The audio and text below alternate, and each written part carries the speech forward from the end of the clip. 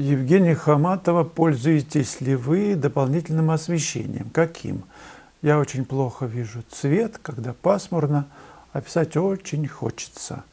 Ну да, особенно зимой, когда мало света, либо вечером писать. Очень важно иметь освещение, которое будет равноценно цветовой температуре днем. Я пошел в магазин и купил поначалу такие длинные светильники дневного света. Я сказал, что я художник, и подберите мне, пожалуйста, цветовую температуру дня, пасмурного дня. В довесок к ним я купил две светодиодные лампы, плоские, квадратные, примерно 50 на 50 сантиметров. Холодные. Я не помню, сколько там кельвинов, но, в общем, это интуитивно нужно подбирать в любом случае. Кому-то нужны нейтральные, то есть вот как бы, да, такой вот, подскажите, сколько это в цифрах. Кому-то нужны холодные. Я пользуюсь холодными, и мне очень нравится. Но все-таки каждому нужно свое, и нужно попробовать. Если слишком теплые будут, то желтая краска будет не видна, когда вы пишете.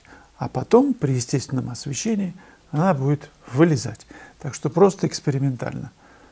Либо посмотрите, какая цветовая температура светильников нужна для освещения типографии. У них там очень точно все должно быть, прям естественное освещение, равно по цвету лампам, которые сейчас используются. Ну, это несложно сделать. В интернете, я думаю, вы найдете прям точную цветовую температуру ламп для типографии. Если нет возможности поставить светильники наверху, поставьте два справа и слева от холста, так, чтобы от них падал свет на холст примерно, ну, как-то так, сбоку, да, градусов 20, там, 30 по отношению к холсту. Ну, так. Критерий такой, чтобы вам не бликовало от их освещения. Эта ситуация лучшая для фотографирования, кстати, тоже, чтобы не давало бликов. Почему два? Потому что если справа осветить и фотографировать потом, что-то будет недосвечено в левом углу. Ну, короче, нужно два. Дмитрий Подборонов. Писали ли вы на негрунтованном холсте ваше мнение и впечатление? Я не писал, видел, как однажды Бато писал, где-то зимой мы были, Нестерцева такая усадьба, мы там писали зимние этюды, и он взял огромный холст, прям негрунтованный, на деревянный дом его прикрепил и начал писать прямо по нему, так хулиганить. Ну, это на любителя, у меня впечатлений нет, я не пробовал. Лена Терзян, у меня возникает диссонанс между моей правдой ощущений и правдой законов живописи. Как-то не ладится. Похоже, замкнутый круг. Жду урок про тоновые отношения. Я делаю этот урок, Лена, и там будет подробно изложено и показаны тонкости использования тона вот в деле, когда он впрямую используется, вот как по законам, вот видишь тон, его берешь, и когда отходишь от него и почему. Одно скажу, что на этапе, пока это непонятно, лучше использовать то, что видишь. Тон так, какой видишь, такой и берешь. Как можно точнее, по большим массам. Как только это начнет получаться, вы это почувствуете, можно переходить к объединению каких-то тональностей, например, падающих и собственных теней, во имя гармонических решений, новых, неожиданных композиционных решений, когда тональности различных пятен могут быть соединены вместе. Ну, понятно, что они разные, а вы их соединяете во имя гармонического целого. Тогда приобретается еще большая локальность, еще большая и странная, может быть, выразительность. Но это надо пробовать, это следующий этап, мы об этом поговорим. Ну, по крайней мере, в этом уроке я покажу, и на классах тоже. 48-й урок в моей онлайн-школе. Букет сирени. Разные по цвету бутоны сирени на нейтральном сером фоне.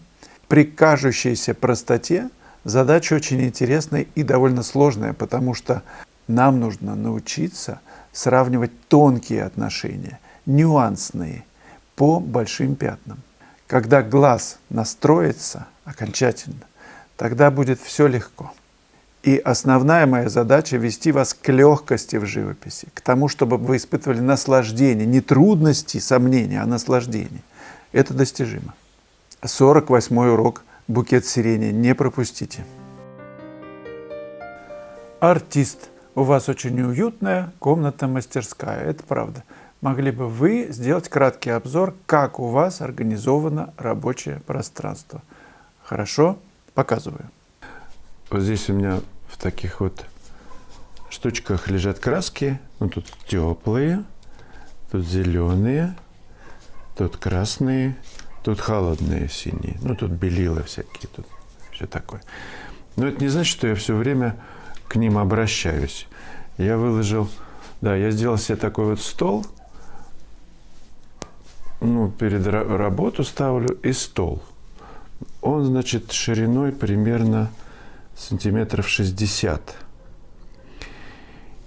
И длиной, ну, дверь, в общем, это какая-то дверь такая. Ну, значит, сколько тут? 1,80 м? Не, ну, может, нет, не знаю, сколько длиной, но вы сами видите.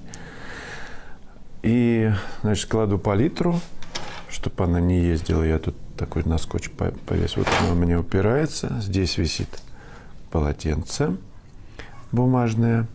Мусорка, естественно. Очень удобно. Да, и краски я кладу вот здесь. Вот эти краски, которыми я пользуюсь. Они прямо передо мной. Это очень удобно. То есть палитра, на которой делаю замесы. И если мне что-то не хватает, я не бегу к этим коробкам. И не ищу тут лихорадочно, какую нужно взять. А тот набор красок, он же небольшой.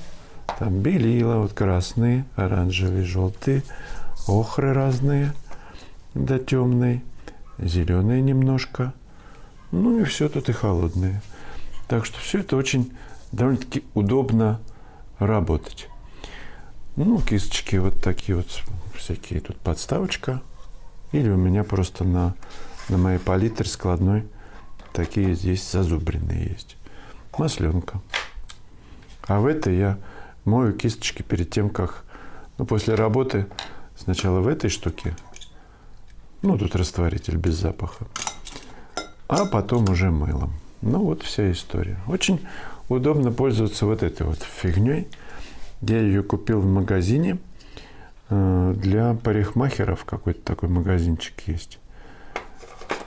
И краски же много остается здесь. Я ее сюда вот... Одной рукой мне неудобно снимать, но ничего. В общем, я ее тут прокатываю. Я отдельно покажу, как это делается. Очень хорошая вещь. Да, ну и еще светильник. Да, ну вот такие у меня светильники здесь к потолку приделаны. Причем, ну, такие современные, как они называются, светодиодные, да. У меня тут два выключателя. И я могу управлять силой потока. Делать его меньше, больше. Очень качественный цвет. Они дают такой дневной, как есть на улице. Никакого различия. Работать очень удобно вплоть до ночи. Друзья, не забывайте поставить лайк, если вам нравится, что здесь происходит. И комментарии, вопросы. Жду от вас вопросы.